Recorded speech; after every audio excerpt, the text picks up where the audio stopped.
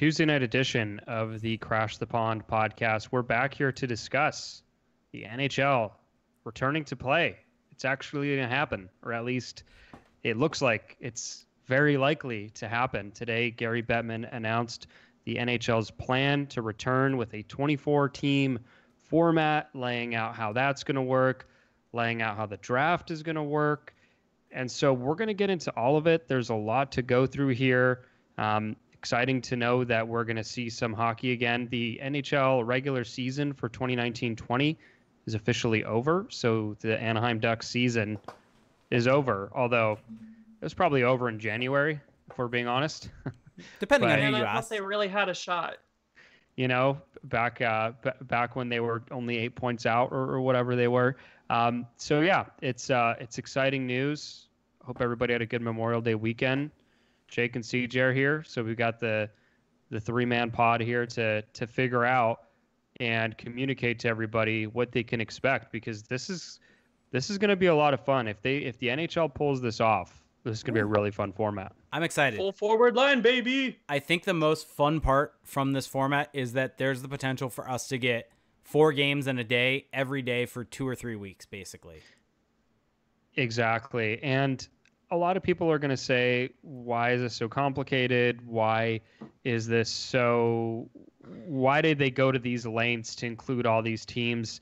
And I think if you just to kind of zoom out before we get into the details, I think what the NHL tried to do here is they tried to please everybody. They tried to give the teams that were in the playoff hunt some kind of closure, some kind of finality, which is what they've done with the play-in.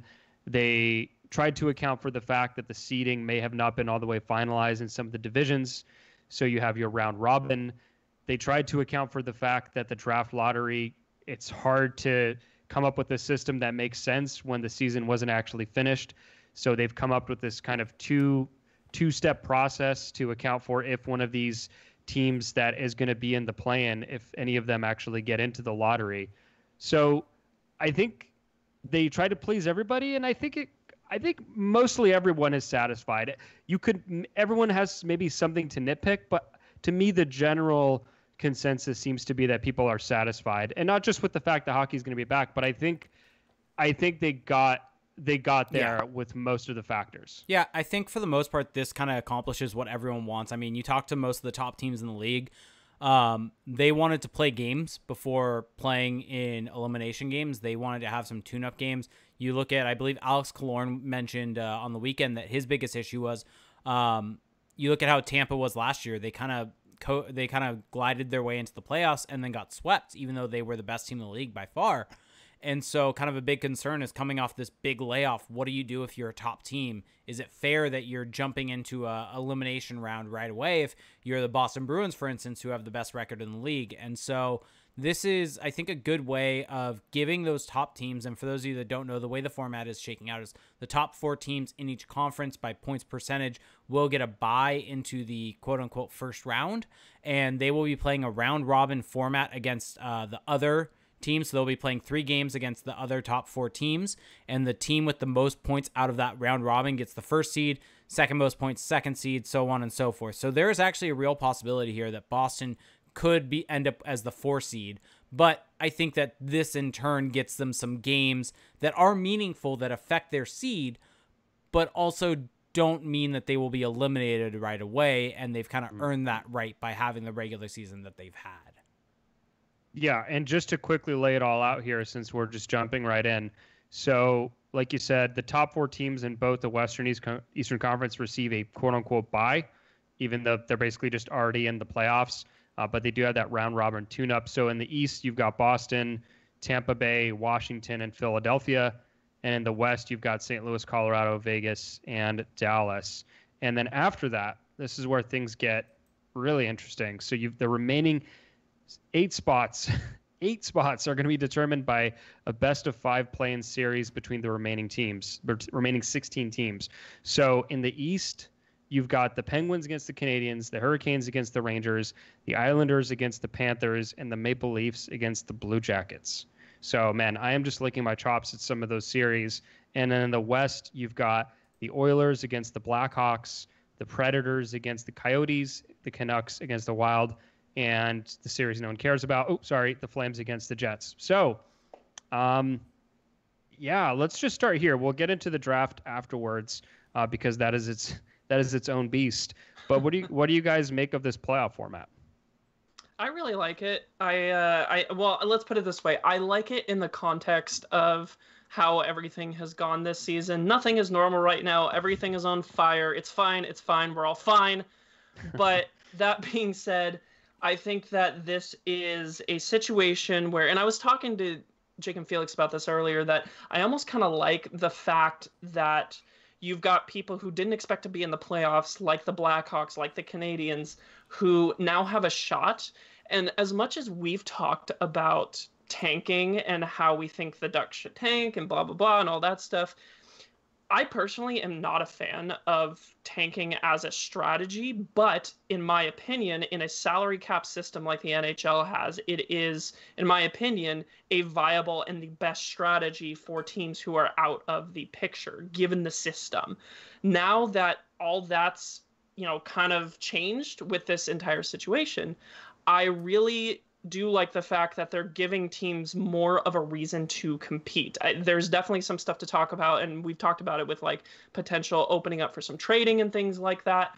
But at the same time, getting more teams to try and compete, possibly get some upsets, even though they're low odds, just get that entertainment. I think this is going to make for a really entertaining format should it proceed. Well, and I think the other fun part, so they said that the first round, or that the play-in round, the qualifying round, whatever they're calling it, it's going to be best of 5, right? I'm not making that up. Yes, it's going to be best. Which I think is going to be a lot of fun because these teams are going to be coming off a huge layoff from the last time they played a competitive game.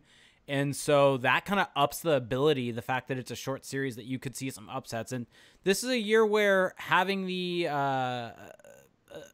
basically your record doesn't necessarily show what you're going to be. This is a weird year, and I want to see some fun things happen. And I'm usually someone who kind of more so wants to see the best team win, and I feel like that's kind of where I've settled in the last couple of years, wanting Tampa to do well.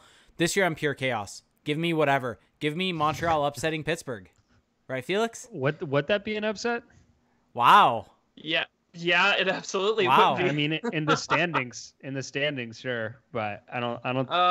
If you dive in, I don't think it's an upset. I think the only thing that still needs to be addressed, and I doubt that they're actually even going to address it, because what they'll probably say is, of course we're not doing this. The deadline already happened. They need to open up for trading again. It's simply that is the one drawback, is that right now you have teams like the Canadiens that you brought up that were sellers at the deadline because they thought, and rightfully so, that their playoff chances were dead in the water, moving out guys like Marco Scandella and Ilya Kovalchuk. So, I mean, I would imagine, Gary Bettman did not mention this at all today, and I don't think he was asked about it afterwards. So maybe they're just not going to have that. Who knows? But the way that Gary Bettman spoke about this, there is a lot of open-endedness to the format. So they, for example, whether it's going to be a bracket or not, when they actually do the seeding once the play-in. Yeah, so we don't know yet what that's going to be like. So I think it's good for them to leave some of it open-ended, because like anyone knows at this point, predicting 2-3 weeks into the future is pretty tough at this point in time. So I like this. It's going to be crazy. This could sound horribly wrong in a couple months, or in a few months, but I would say that it's still pretty unlikely that one of these play-in teams actually gets all the way through and wins the Stanley Cup. I still feel pretty good about the notion that, for example, the Avalanche are better than the Oilers or the Minnesota Wild. So even if they do, though, we have seen teams go on ridiculous runs in the last 10 to 20 games and make the playoffs. So, but there's exactly, and that's the thing, is that play-in component, it's meant to mimic that kind of playoff race. And at the same time, it is kind of strange to see a team like Montreal, because they were out of it. They were not going to make the playoffs. And now they had this opportunity to do so. But not with that attitude. The NHL they have to invigorate as many markets as they possibly can that they can justify. So you can't really give games to teams like Ottawa, LA, Anaheim that were just completely out of it, New Jersey, Detroit. Buffalo. Yeah, but yeah, Detroit. Detroit 275 winning percentage. Detroit Red Wings. Good God. Yeah. Yeah, so that would just not have made any sense. So I think they stretched it as far as they reasonably could, and I'm not upset by it. I mean, I know that there are people who are nitpicking it all over Twitter, but I'm not one of them. I'm just happy to see hockey back, and I think that this kind of makes everybody as happy as possible. Have fun. And here's the fun part with it. So just so everyone knows, the way that they're going to do is they're going to split it up by conference and have hub cities. And so the Eastern Conference will be in one hub city, and that does not necessarily need to be in the East.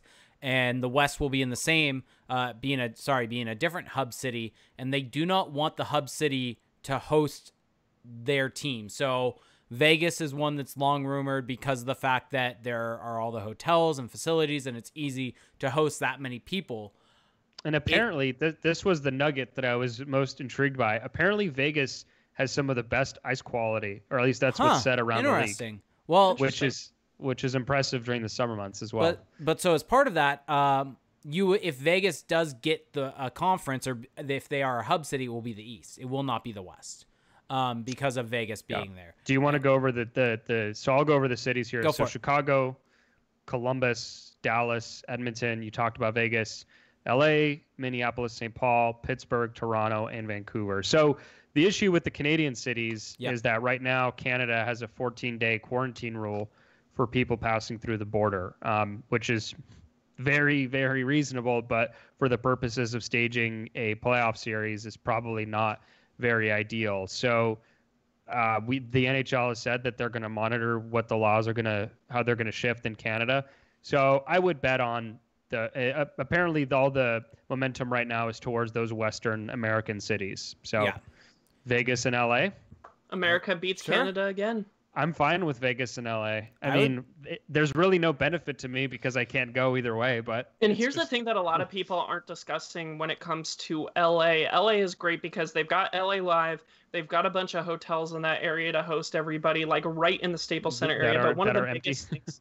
Yeah, right. But one of the biggest things that I think that is underappreciated by a lot of people is the fact that Staples Center actually has 3 home team locker rooms, one for the Clippers, one for the Lakers, and one for the Kings. And that's a lot easier to maintain from a sanitation perspective, from a safety perspective, from quarantine, the guys on that. So I actually think LA is a very good option strictly because of that. Do they also have that many away team locker rooms? No, I believe there's only one away team locker room that anybody will use. So that's the only thing, but it's still more than the average. Yeah, and so majority of people listening to this are in Orange County, LA area, and so kind of where things are at currently. But I mean, this would all happen at the earliest. What was it, like early July, mid-July? So right now, July 1st is the earliest for training camp. There we go. And then they're going to ramp their way up, and so realistically, competitive games are not going to happen until beginning of August if everything goes flawlessly. Yeah. And the NHL is indicating that they're serious about this. They've said that they're going to be purchasing somewhere around, I think, 20 to 35,000 testing kits. So, and during the playoffs, they're going to be testing players daily. So they are going to take every measure to make sure that this is going to be a doable operation. Now, there's going to be some stress tests to be sure, but I think that the daily testing is really important. Now, everything we've been told so far is that a test takes about 48 hours to come back with results. But I'm guessing that, especially if you kind of read into rich people in LA being able to have tests that come back really quickly and that are not nasal swabs, I think that the NHL is going to find a way to get the best and quickest test possible. Yeah. So, what do you mean rich people aren't held to the same standard as common folk? Well, I've literally never heard that before. Total aside, but I looked up these companies, and you can get the saliva test for $150, and it's actually FDA approved now. Oh, wow. So interesting. There you go. That adds up over time, but still. Well, yeah, the NHL said it's going to be in the millions of dollars for the tests. Mm-hmm. But it's an investment. So kind of jumping into this playoff, because I think we've broken down all the information for the actual kind of breakdown of how the playoffs are going to happen. But I want to get your guys' take on this part. What do you think is the matchup that you're most looking forward to out of this group? CJ? That's a That is a good question. I know which one I I'm think there's thinking, if you I want think my there's opinion. a few. One that immediately jumps out to me is Canes versus Rangers. Yep. Yes. Ding, ding, ding. And I think that might be the biggest one for me, just because the Canes weren't doing as well this season as I think they were expected to. And they've got a lot of good players, some good firepower. But then the Rangers kind of came out of the Rangers have like no defense to speak of, but they've got so much firepower on offense. Like they could easily score 6-7 goals in a game, and not to mention they've got a 3-headed goalie monster right now. So it's that one is going to be really, really interesting. Is this the year that Lundqvist wins the cup? Ugh. Maybe. Who knows? Maybe the Rangers. Panarin are well gets suited hot. for a hot streak. Panarin gets hot, goes on a run. Yeah, because remember, like goaltending tends to be one of the most important parts of a playoff team, and so the fact that they've got three either average, I would probably consider Henrik Lundqvist average at this point, to above average to even good goalies. Georgiev can be almost elite at certain points. They've got a really big advantage here. I mean, my personal favorite is Penguins Canadiens for obvious reasons. Shocker. Shocker. But I think I think it's going to be an actually really good series. There's a lot of star power in that series, and it's two pretty solid teams. And then Oilers Blackhawks is going to be great just because it's going to be such a train wreck. There's just going to be that the Blackhawks are a terrible defensive team, but they've got some offensive talent, and the Oilers have goaltending and defense optional. That series. The Oilers have officially now the Art Ross winner in Leon Draisaitl and Connor McDavid. So, and actually, I mean, the Oilers are the improved version of the Oilers, the post-deadline Oilers with Andreas Athanasiou and Tyler Ennis. So, yeah, that series could have a lot of goals in it. The series that I am least excited for, I mean, I already kind of let it out of the bag with Flames Jets, but I don't care to see the Predators or the Coyotes anymore this year. How dare you, sir? I would rather watch Maple Leafs Blue Jackets because I think the Blue Jackets would win that series. How dare you insult the Arizona Coyotes? If anybody in Toronto is listening to this, please do not hesitate to call a mental health professional after this. I actually take it all back. Islanders Panthers. Yeah, exactly. That's going to be the snooze fest. No interest. Although, I mean, both teams have, that's the thing is, any of these series outside of Flames Jets, I can talk myself into being somewhat excited for. Even Canucks Wild, the Canucks have Elias Pettersson, so I'll watch him play. Ginger Wolf just actually solidified what my reasoning. I want the Stanley Cup to be given to someone with a Kachina jersey on. Make it happen. They're not going to wear it. The Coyotes. What if they wore it in the playoffs? If they wore those in the playoffs, I would buy a Taylor Hall Kachina jersey right then. Let me ask you guys this before we eventually get to the draft format. How do you feel about empty arena hockey? We'll see when we get it. Okay, I'm asking you right now. I'm not asking you what's going to happen. What a cop-out. I'm curious about it. It's going to be weird. Here's the question, because kind of piggybacking on a conversation you and I had earlier in text message, the Bundesliga started with just completely empty, no noise, just the noise from the arena, and that was it. They have now taken the stance of, on the broadcast, pumping in noise as if the crowd was there to make it seem more normal. Okay, so is that the broadcast doing that? That is the broadcast. Okay, so it's not in the actual arena. No. Oh, yeah, then I'm all for it, because I thought that it was going on in the arena. As long as they pump in boos every time Gary Bettman is on the screen. Well, so that's the funny thing is watching the match today between Bayern Munich and Dortmund. They had boos when there were calls being made. Whistling, so I don't know if that was just me and that was just my instinct to hear that. But anyway, so I wouldn't mind that. I think they're gonna need to do something with the broadcast to kind of spruce it up a little bit, because there's not going to be the beauty of playoff hockey is that all you need to do is really point your camera at it. You've got the fans waving the towels. You've got like the whiteout in Winnipeg. You've got the intensity. You're not going to have that. Glow puck.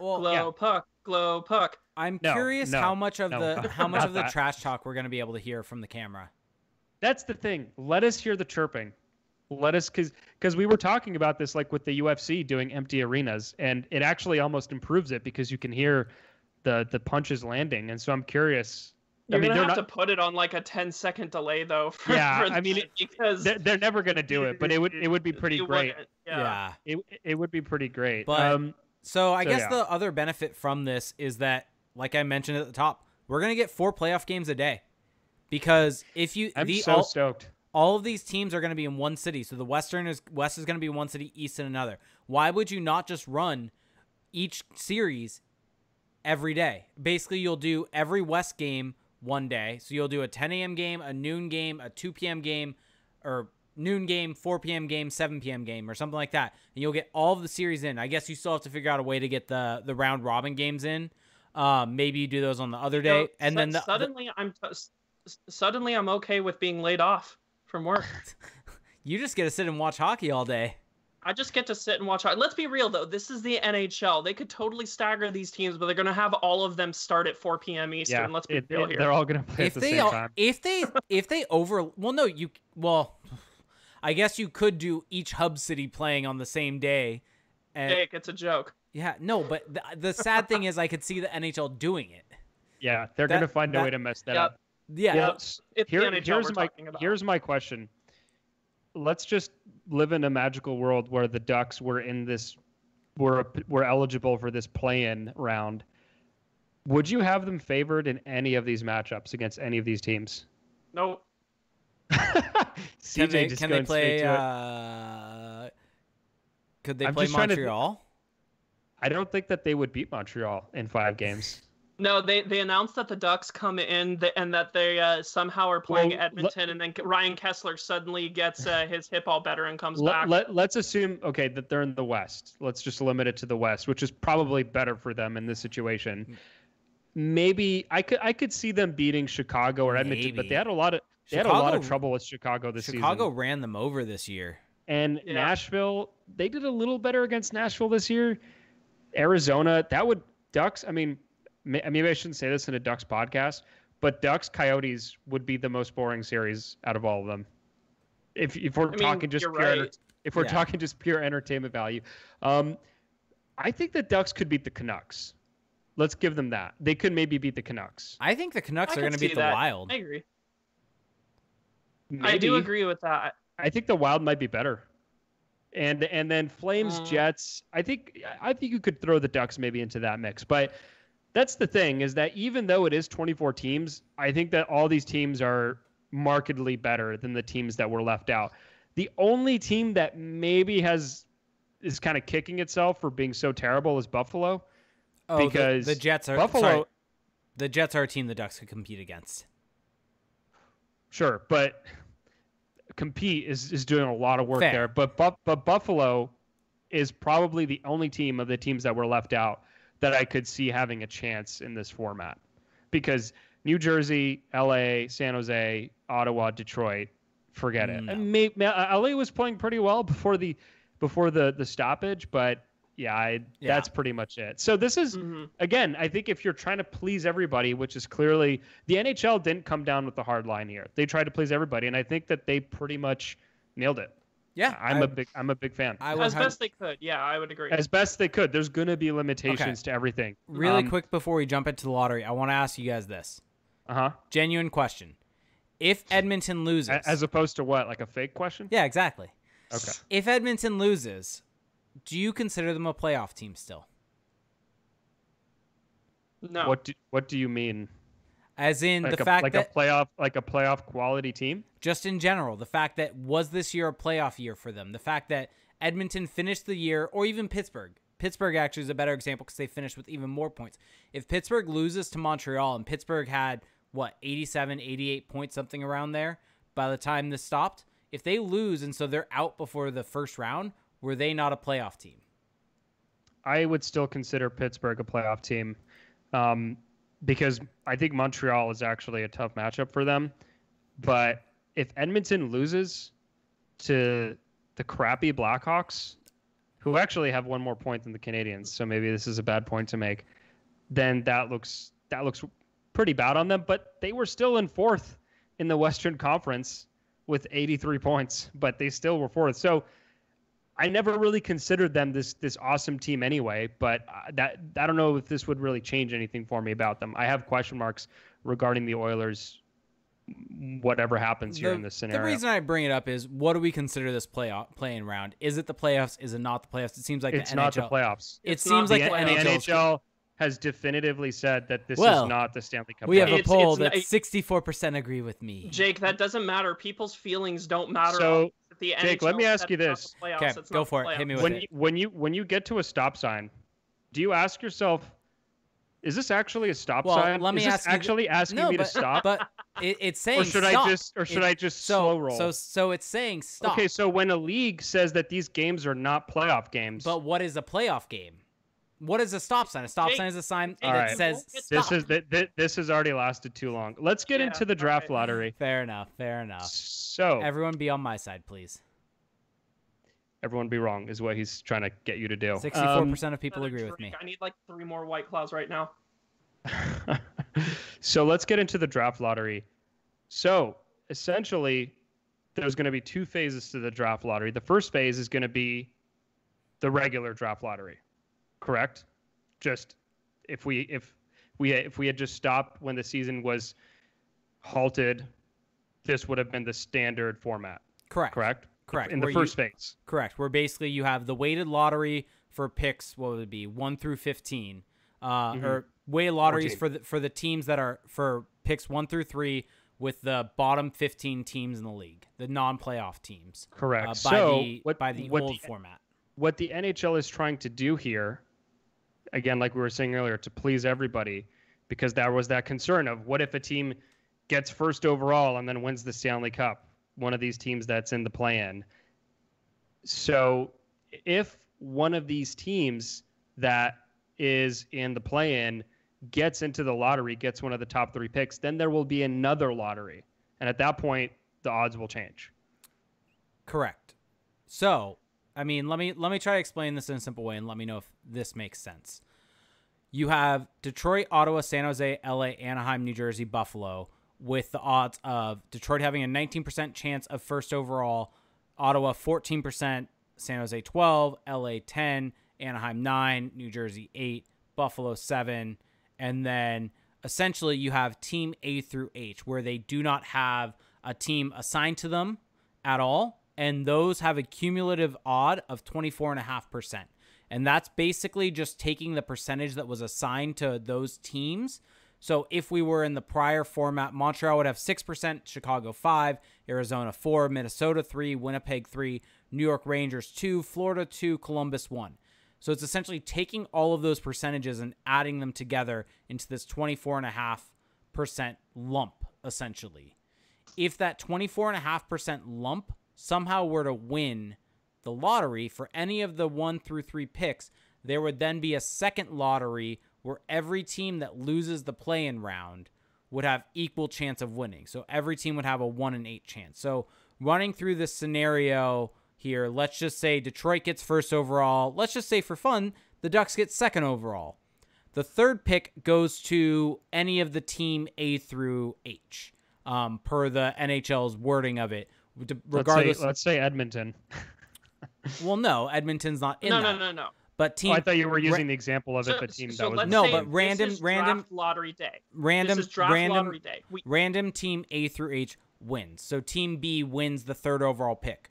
There would then be a second lottery after the play-in round happens, with every team that loses in the play-in round having a 1 in 8 shot of getting that team B pick. So this would be, so that second lottery would be for them to get the third overall pick. If Detroit and the Ducks get 1 and 2, the other teams who lose the play-in don't get a shot at 1 or 2. This is a second lottery for that pick that was won by team A through H, which in this specific scenario is pick number 3. Yes. Repeat this scenario if team A through H or that lump gets either 1 or 2. Yes, and the second lottery does not happen if 1, 2, and 3 go to any of, all 3 of those go to any of Detroit, Ottawa, I guess Ottawa again because San Jose, LA, Anaheim, New Jersey, Buffalo. If any of those teams win 1, 2, and 3, there is no second lottery. The second lottery only happens if one of the team A through H wins. And so essentially what they're attempting to do is allowing the play-in round to play out, and every team that loses the play-in round having an equal opportunity to get into the lottery if that pick wins. And so kind of circling back to the Ducks perspective, there is no difference now, and I think that is the critical part in all of this for Ducks fans to understand. There is no difference now than if the season had concluded and the standings had remained exactly the same. The Ducks percentage... If coronavirus had never happened? Exactly. The Ducks percentage chance of getting different picks is exactly the same as it was back in March. And so just to lay it out there for you, here's the percentage chance of them ending in different positions. They have a 9% chance of first overall. There's a lottery again for the second overall pick with a 9% chance. Another lottery for the third overall pick where the Ducks have a 9% chance in. Then based upon all the odds, they have an 8% chance of staying put at 5%, 35% chance of dropping a 6, 27% chance of dropping a 7, and a 4% chance of dropping all the way to 8th. So basically the last podcast that Felix and I would have done where we went over the potential early June draft and all that stuff. It was a rumor. Yeah, it was a rumor that ended up not being true at all, and the first 3 picks being lotteried is back to how it is, and it's exactly the same for the Ducks. And I think that is the most critical part in all this, is understanding that nothing has changed for the Ducks. Nothing has changed, and I think kind of zooming out of this lottery system, so what do you guys like or dislike about it? Well, I like it. CJ. I mean, I like it. I think this is the fairest way possible to run this right now.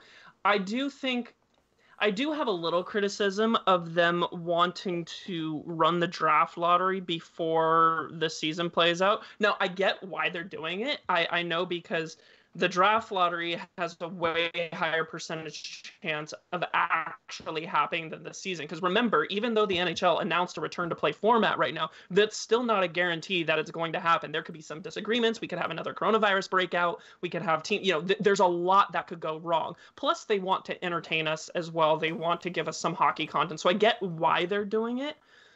I do have a little bit of a quibble with them hosting it now before they actually solidify all the draft positions.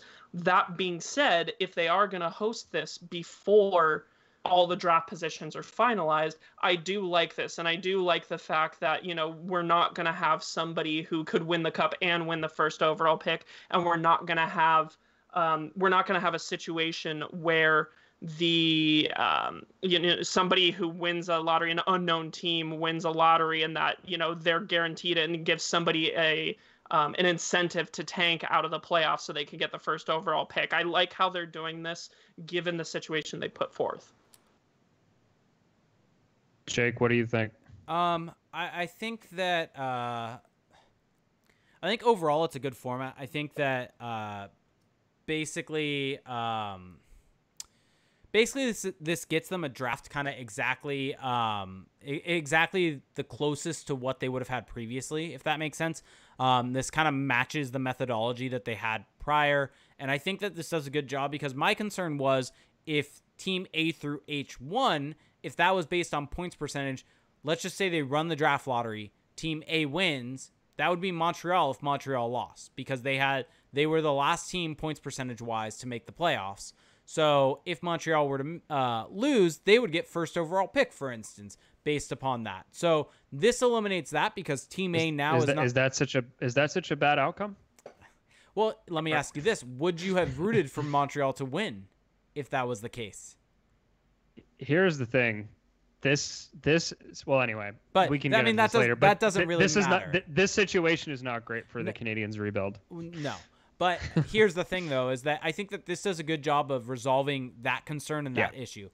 It's like CJ was saying. It kind of tidies it up. It does make it more complicated, but yes. I think it's gonna give us a June lottery. It's gonna give us something to watch, which is important for the networks and ratings. So I'm on board with that. It's gonna give us something to talk about. Here's my issue, and this is something I've mentioned before: is this year's weird. This year's odd. There's never going to be another season like this one. Knock on wood. Knock on wood. They're hopefully take that back. Fair, fine. Let me introduce you to the 2020-2021 season. There most likely won't be any other season like this one. It won't happen like this. That is for sure. I think that what you can reasonably do is do something different, do something weird to entice fans, get fans engaged.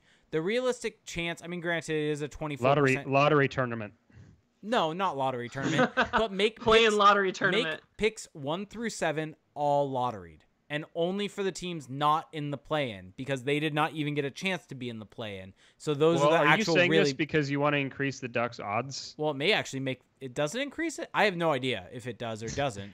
I haven't really thought it through well. We're just all over the place. It could. Well, I'm fine with it because I'm fine with this because the teams that are in that lottery outside of the play-in teams were so resoundingly bad that there's no questioning that they should be there. Yeah. Whereas that other half or other portion, there is still some debate there. But like the Ducks, Kings, the Sharks, aka Senators, the actual Senators, the Red Wings, and include the Devils and Sabres, they were all so terrible that I don't think we need to do anything about that. That statement has been made. They've kind of shown us the path.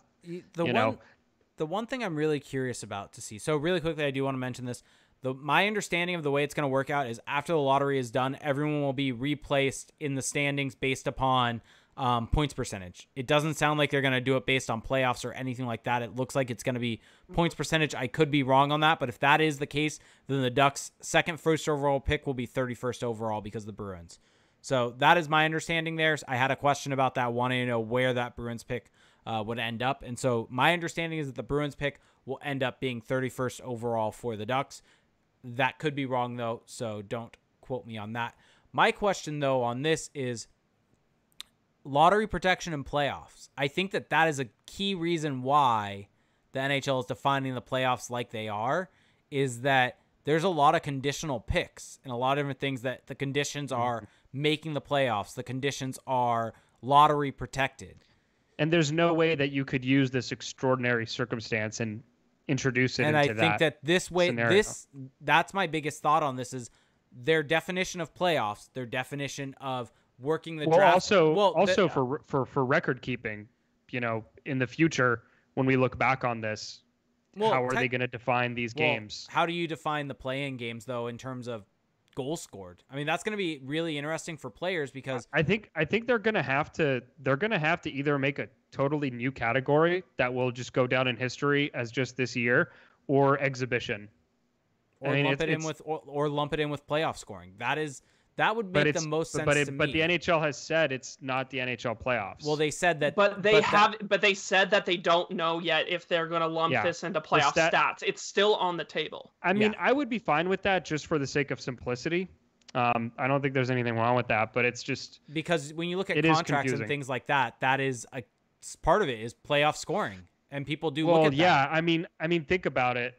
There's like you said, there's a reason that statement was made, and this line has been drawn because of future negotiations, conditional right? And all the the conditional picks are the key part. This is going to have that if those games are considered playoff games, that would have a huge ripple effect because a lot of these guys on these teams haven't been in playoff games for the most part, and so if they come out and it's still going to increase their value. For example, I'm just thinking from a contract perspective, but if a guy can't say I scored X amount of goals in these playoff games, that's probably better for the long term. Well, I don't know. And I think the other thing in terms of the lottery that I think is the key part here and why they didn't go my all chaos route of the 1 through 7 all lotteried.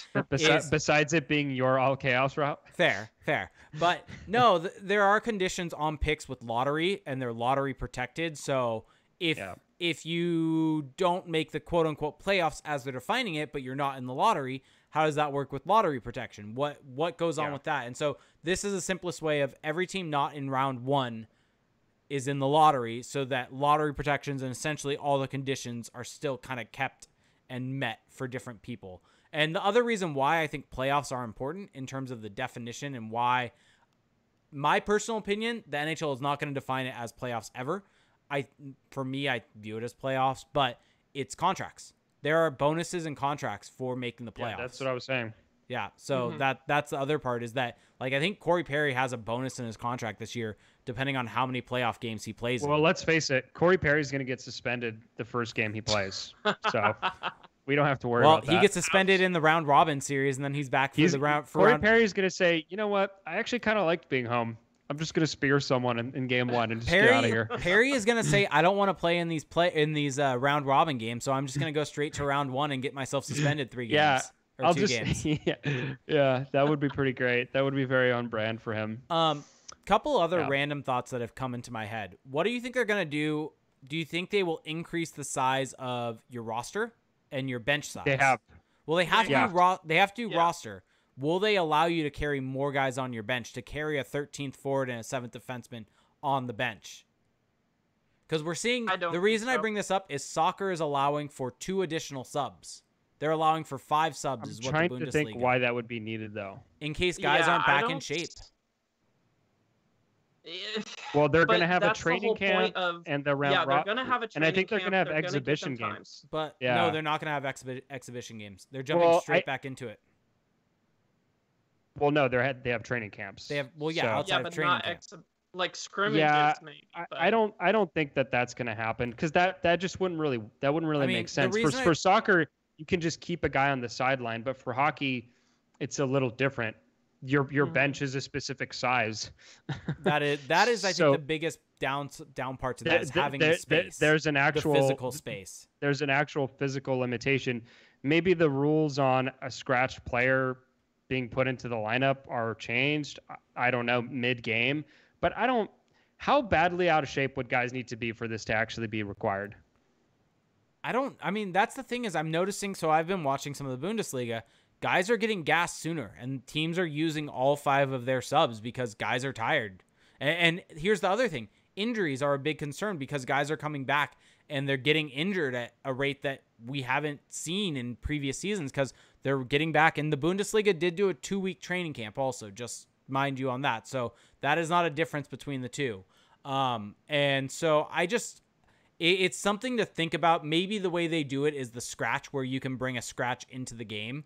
Yeah, that's what I was saying. I'm giving you credit on that, Felix. I'm agreeing. Like that's probably the only way you can do it, because otherwise, I mean, you can't make the bench longer. Yeah.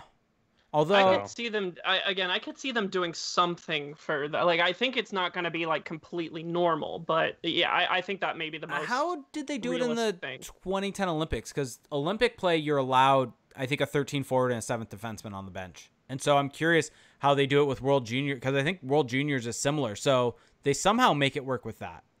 And it's the similar barns. So who knows? Yeah, I mean, it's not if they can fit the guys, why not? There's really no reason not to.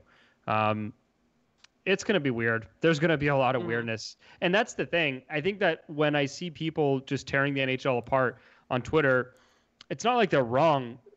It's just that they're wrong. I feel like no, like the individual points they're making are not necessarily wrong. It's just that I feel like they don't realize how much being the one who has to make these decisions in this unprecedented environment, how difficult that has to be. Please don't say that again. What? Unprecedented environment. I'm so sick of commercials saying, "Oh, we're in these unprecedented times," and I'm sitting here like, "Dude, I miss precedented times. Shut up." Well, okay then. I don't know what to say to that. The point being, making these decisions is really tough, and the amount of people that they have to please during this is a very long list, because you got all the different teams. With the actual hockey ops, you've got the business side, you've got the owners, you've got the NHLPA, you've got agents, you've got people within the league office who have different opinions. So, and you've got probably the broadcast companies. I mean, this is a massive operation, and they've never had to do it before. And I guarantee you, there you go, CJ. I use a different term. Going back to really quickly the draft lottery format, why they're doing it when they're doing it, and why they're doing it that way. I guarantee you the reason why they're doing it, as Felix brought up, broadcast. They're probably getting pushed from broadcast companies to give them content. And because the broadcast partners. I mean, this is an actual partnership. Yep. And so this is the fact that there's no hockey is not helping NBCSN at all. So and it they gives need them they need something. And it gives them a scheduled event. Whereas whenever these playing games happen, it's not scheduled. It's going to be a while till we have a set date. But June 26th now, draft lottery, they're going to be able to promote that. And we should maybe do a watch along for that. What will you do if the Ducks get the first pick? I mean, we should definitely do a stream for it just so my reactions are caught on screen. I am really hoping that all of the 7 teams that are out get into the lottery, or that all 3 of the teams that get the top 3 picks are from that group. I do too. I don't want to have to deal with the phase 2. But what if Montreal is in that group, or what Montreal is in that group if they lose? Yeah, but they would have a 1 in 8 chance. 1 in 8, 12% chance. Yeah, I mean, I'm just saying, for the sake of simplicity, I would prefer that. Obviously, if my team were to get the first overall pick, I would be happy. But all right, I think to wrap this thing up in a bow, in comparison from this between this and the last format that we talked about, which was the one where the Ducks could have gotten first overall, but that was it, and they were kind of locked into 5th or 6th. This kind of puts the Ducks in a little bit more of a high risk scenario because they could move down to 8th. But it has a high reward. They could end up 1st, 2nd, or 3rd. Yeah. And there is a decent chance. 8th would not be awesome. 8th would not. 8th is the spot you do not want to be in because there are 7 great players in this draft. 8 kind of puts you in a weird spot. To be fair, 8th is not terrible by any means. It's where things start to be a lot more all over the map, where it's difficult to say who will even be available. There's not that set hierarchy that there is at the top. Well, I shouldn't even say set hierarchy because no one seems to agree, but you know what I'm saying. Yeah. Just so you know, this draft is everywhere. So the Ducks have a 26.1% chance of getting first overall. Or sorry, top 3. Not first. 8%, 8.5% chance of getting first overall, 26% chance of getting into the top 3. Mm-hmm. So pretty solid odds. Here are some guys who could be available. This is just spitballing here. Who could be available at 8. Cole Perfetti, Jake Sanderson, Jack Quinn, Anton Lundell. They're going to get a good player, but you see how that drop off, I think, in upside. I mean, Cole Perfetti does have a lot of upside, but he also has some flaws. Some people have him really high. Some people have him lower in this area. So that's what I mean by 8th is kind of gets a bit more dicey. Whereas, as we were talking about on the previous show, 5 is a great spot. I think 5 is one of the best. Yeah, although spots. as I'm looking at it, 8 kind of puts you right at the edge of the range where you're not. It really just depends where certain guys go. But you're gonna get one of. I think there is a group of 8 in this draft, and I think that the Ducks are guaranteed in that group of 8. I think Wait, who's your 8th? My 8th would probably. I mean, my 8th is probably Cole Perfetti. There are some guys that have Marco Rossi as low as 8. For me, it's Lafreniere Byfield.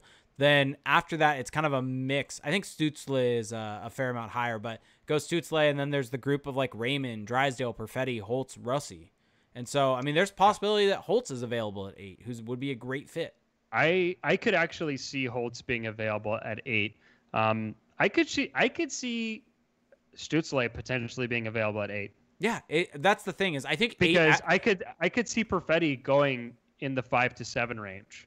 Yeah, that's why I don't think falling to 8th isn't awful for the Ducks, but it's not great. I am sad that this means no early June draft. I was actually looking forward to that. Now we get June 26th. June 26th. Now the draft is going to be in the fall. Yeah, and the weird thing is most likely at this rate, yeah. What does that do to like Tim Stützle? Does he go back to Adler Mannheim because that season might restart? Yeah, as opposed to the AHL. That's actually a really good question. But that question was going to be there no matter what, though, I think. But now it's even more so. Is he going to wait? Because the draft does not happen. It might not happen until after the Adler Mannheim season starts. Yeah, well, that's the other thing is how are they... Man. There's a whole lot of questions. Yeah, well, anyway, 8th is going to be interesting. I don't know why I'm just so fixated by this 8th thing. But what if, let's say that Perfetti, Sanderson, Quinn, and Lundell, let's just pick those 4 are available. Who are you going with? Say them again. So let's just assume that at 8, so Lafreniere, Byfield, Raymond, Stützle, Rossi, Drysdale, and Holt are off the board. And so you've got this group of 4 players. You've got Perfetti, Sanderson, Quinn, and Lundell available. Perfetti. Interesting. I'm going to go with Perfetti too. Yeah, I agree because he is a flawed player, but in my opinion, he also has the highest upside of all of those. And if at this point in the lottery, you got to go for the highest upside, especially for this Ducks team. Yeah, Anton Lundell's a really good player also. So I don't think you can go wrong with that group. I just think Perfetti is without a doubt the best out of that group. Perfetti is probably how I would rate those based on the Ducks' needs. I would probably, oh man, this is tough. I would have Perfetti 1. In terms of just pure need. So Perfetti has that really high offensive ceiling. At 2, some people are really high on Sanderson. I would put Jake Sanderson at 2. And then at 3, I would put Lundell because I think he's just a guy that, let's say in the future, like let's say you have Zegras and Lundell as your top 2 centers. Because Lundell is a guy that everyone's saying can just be a middle 6 center. Just lock that in. And then I would have Quinn at 4 because there's just some issues with the mobility and the offensive upside. I just don't think he really fits what the Ducks need. So I would be tempted to take Sanderson because even though he is a lefty, he's just a really good defenseman, which the Ducks don't have a lot of in their system. Lefty. Jack Quinn. Another lefty. Jack Quinn, 52 goal scorer in the OHL this past year. Yeah, no, to be sure, he was so productive, but there's too much out there, it seems, about how he's not really the guy creating, that he needs a playmaker, that he's not the fastest. I don't know. It just, if we're looking at the Ducks and what they have, maybe align with Jack Quinn and Trevor Zegras, maybe that's where you make it work. But I think I would rather add in another guy who can create and make others better. That's the thing, is that the Ducks have too many players right now who kind of depend on elite or like high-end talent to make them productive. I think that Rickard Rakell is a great player, but he's, I think, kind of the golden example of the fact that in order to reach his true ceiling, he kind of needs an elite center to work with. And so you see that a lot with this team. Huh? You see that a lot with this team. So I would agree with you, Felix, that they really need somebody who's going to be able to create a lot of their own stuff. They need it. Then that's why I would have Perfetti at the top of that list. But I just feel like Sanderson is really underrated at this point, and at least in this area of the draft. And if he were a righty, he would be such a lock for the Ducks at this pick for me, because he solves so many problems. I'm just out here trying to solve the Ducks blue line just mess with all these lefties. So anyway, a little draft scuttlebutt for you guys. All right, you guys have anything else? Anything you want to talk about or touch on? I am all good. Lewis asked us a quick question. Jake has nothing to say. Is Trevor Zegras even playing for the Ducks next season, or is he headed to San Diego? I think he starts the year with the goals, actually. I may have said a different thing last time I was asked the question, but maybe he starts with the goals. Yeah, my gut is that he starts with San Diego. He very well could start the season in Anaheim. Like, that's an extremely real possibility. It's not like this some out of left field possibility, but if I'm going with my gut, I'm going to have to agree with Jake that I think he starts in San Diego. Also, that growler is going to be very tasty, CJ. Yeah. Hey, let me know when you want that growler. Breweries are still open. Let's support local. What is this about again? CJ and I had a bit of a bet. CJ and I had a bet where if Trevor Zegras came out of college, he owed me a growler. If he did not, then I owed him a growler. Zegras signed his entry deal. Jake is batting 1,000 on Ducks prospects coming out of college. Yep. And it's a very small sample, Troy Terry and Trevor Zegras, but still give credit where credit's due. That's enough to draw sweeping conclusions. My question to Lewis's question. I think George owes me a growler also. Sidetrack. Yeah, he's never going to give it to you. Just collecting growlers. My question to Lewis's question is Adam Henrique still in the team in this scenario? If you are the Ducks and trading reopens, do you trade Adam Henrique for... Yes. Would a team give up a first-round pick if they're in the play-in round? No, they wouldn't because of his contract. Henrique alone doesn't get you a first round pick. Henrique might. Look at what he did 25 this goals. 25 goals. I mean, yeah, he did, but at this point, You don't think I think Nashville would give up a first rounder? All the goals with the Z. we crap on GMs all the time for making stupid decisions, but let's be real here. More often than not, they're making smart decisions than dumb ones. If you're a GM, don't you shoot your shot? What are we this year? talking about? Are we talking about? Oh, I don't know. Oh, if one of the okay. Well, let me ask you this: which play-in team would give up a first to get Adam Henrique? Well, Nashville wouldn't now. So they can use this Nashville player maybe. in a 5-game series. I feel like no one's giving up a first for that short series. If you get term, maybe a second. If you get term, Adam Henrique has term, which might be a good thing for some teams. He has term, but he also is very expensive for what he I gives. love this. Like he's not. I made the argument that Henrique has value. Nashville, Henrique to Nashville for.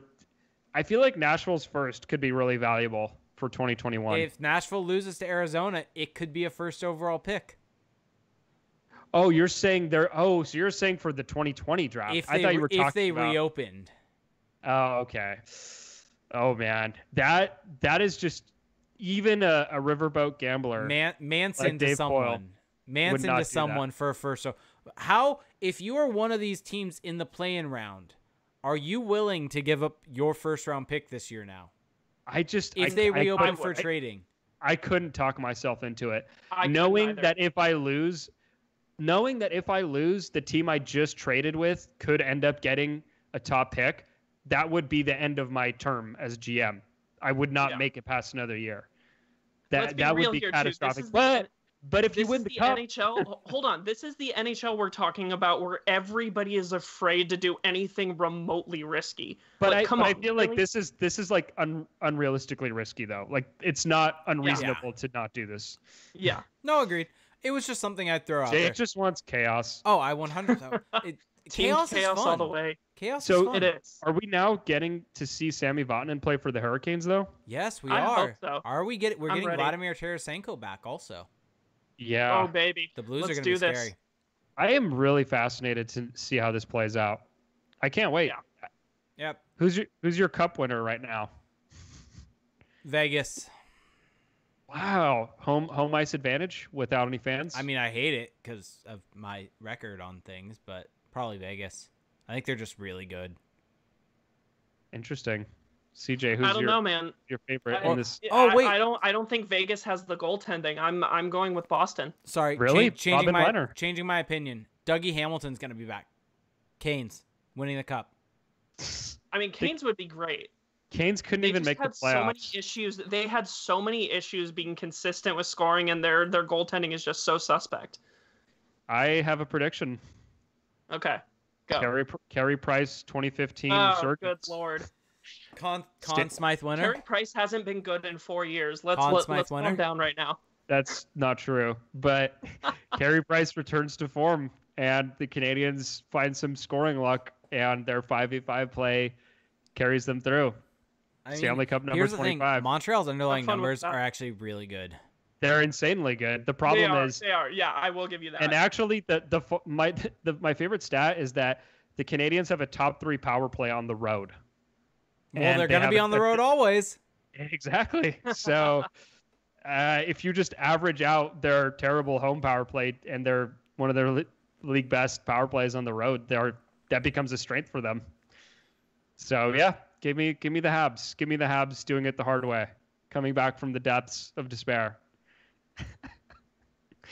Wow. I know you guys are loving this. You know, if the Ducks were in this, you would talk yourself into it like I am with my completely. team. Oh, 100%. Yeah, absolutely. I mean, I'm trying to think what argument you can make for the Ducks to get all the way through, but you would find one. You would say John Gibson is going to rediscover his form of a year ago. That is the reason. Troy Terry is going to become good. He is good. You shut your face. Trevor Zegras will get to play. Yes. Nick Delorier, 15 goals. Christian Juice will lead the playoffs in scoring as a defenseman. All right, so I think it's time. Sonny Milano shoots 50%. I think it's time we start wrapping this thing up. I think up. he was doing that already. So, if you want to help support the show, one way you can easily do that is by following us on Twitch. You can go to twitch.tv/crashthepond, and if you have Amazon Prime, you get Twitch Prime. So you get one free Twitch Prime sub each and every month. You do have to hit that subscribe button after 30 days. And you do have to redo that every 30 days. But it does help support the show in a way that you can't even imagine. It really helps out a lot. The other way you can help support us monetarily is if you want to support us on Patreon. You actually get a bonus for that. If you support us at the $1 tier, you get access to our Patreon-exclusive Discord chat. And if you support us at the $5 tier, you get access to our bonus episode. And we do 2 of them a month. We will be doing another one this weekend. Right, Felix? Right, Felix? I don't know. I'm on your schedule. Patreon bonus episode at some point. Jake says a podcast is happening that day. It just happens. Hey, that's what I do. I make it happen. Jake time. Make it happen. But our last one was actually really fun. We did some brackets. We also did a game show. It was me, CJ, and Felix on it. The game show was very entertaining. And I won without understanding the rules. Shots fired at you, CJ. Yes. Just it's shots not fired. even shots. I'm just patting myself hard on the back. Well, we also got we got a review, I believe, it was from Spencer, I believe, who said that was one of the funniest pods Spencer like he'd ever seen, a couple of that. So that was a good one. Yes, we may have that game show back, and I think this time maybe CJ will be quizmaster, and we'll pit me CJ against will Felix. be the evil quizmaster. Well, we'll pit me against Felix. I'm gonna practice. Let's do this. I'm gonna practice There's behind the scenes. I'm ready. What? I'm just gonna teach someone else how this works and just fire options All at right, me. so the other way you can help support us outside of Patreon, outside of Twitch, you can also find us on YouTube by searching for Crash Spawn. I believe that we now have the URL youtube.com/crashspawn. Find us there, patreon.com/crashspawn also. You can support us by going to the website, crashspawn.com.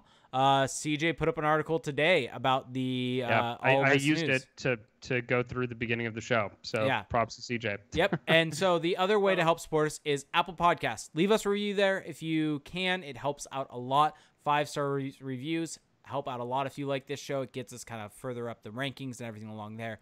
We actually got one back on May 7th from Trigga that said, "Great pod, 5 stars. Listening all the way in Oklahoma. Being so far away makes it difficult to stay up to date with in-depth Ducks news. This has been a great podcast so far. The website is also very good. Thanks, guys." So thank you so much for the kind words about the podcast. Thank you so much for the kind words about the website also. So I think that will do it. You can find me on Twitter by going to Reindeer Games 91, or you can also just go to the Crash the Pond Twitter account. Give it a follow. Help us out there. Yep, that's at Crash the Pond. CJ is on Twitter at CJ Woodling. I am on Twitter at Felix_Sicard. So that is going to do it for tonight's show. Thank you, everybody, for listening. Hope you are safe. Hope you are healthy. And we will talk to you at the next show. Bye. Bye.